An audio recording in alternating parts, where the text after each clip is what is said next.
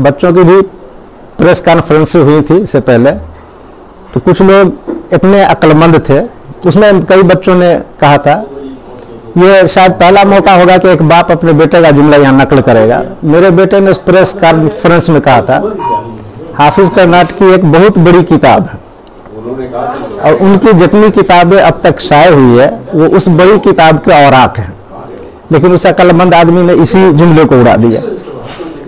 तो बहरहाल मैं ये कहना चाह रहा था कि हाफिज कर्नाटकी सिर्फ अदब तख्लीक नहीं करते हैं, अदब की काश्त करते हैं, और ऐसी काश्त करते हैं कि उनकी फसलें आपने अपनी नज़रों से देखी है। बहुत सारे नन्हे मुन्ने पौधे जो अभी इस जश्न के माहौल में लहलहा रहे थे, इंशाअल्लाह आप कभी अगली बार आएंगे तो उन्हें दरख्त बनता हुआ देखेंगे।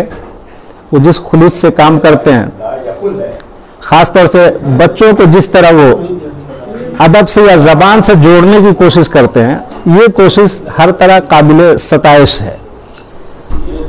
अदब लिखना, अदब पढ़ना अलग चीज़ है, अदब पढ़ने वाली नस्ल तैयार करना एक बड़ी चीज़ है। और ये फरीज़ा मेरा ख्याल है कि वो जिस खुलूस के साथ अंजाम दे रहे हैं उसकी मिसालें कम मिलती हैं।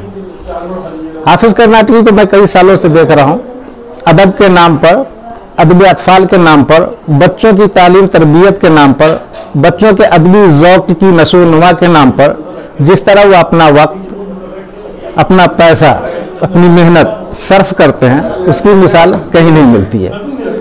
वो खुद बच्चों में जज्बा पैदा करने के लिए आपस में कोई दूसरा स्कूल तैयार नहीं हो तो अपने स्कूल में 2 टीमें बना देते हैं।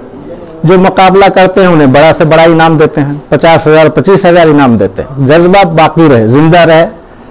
सच्ची बात यह है कि ज़बान जिंदा रहती है तो कौम जिंदा रहती है, ये बात वो समझते हैं। ज़बान असल में पैमाना है, ज़बान ही असल में हमारी तहजीब, हमारी पहचान, हमारी निशान है। ज़बान जब तक जिंदा रहेगी, और ज़बान तभी तक जिंदा रहती है जब तक उसके शायर और फनकार जिंदा रहते हैं। लफ्ज़ों को दूसरे लोग इस्तेमाल करते हैं तो मर जाता है, उन्हीं मरे हुए लफ्ज़ों को शायर और अदीब जब इस्तेमाल करता है तो उसे नई ज़िंदगी मिल जाती है। इसलिए अदब की कदर करना और उसके लिए मेहनत करना। एक बात जिसकी मैं वजाहत कर दूं, हर वो शख्स जो अपने अहद को बड़ा नहीं समझता है, अपने अहद के शायर अदीब फनकार को बड़ा नहीं समझता है, वो आदमी कभी बड़ा हो ही नहीं सकता।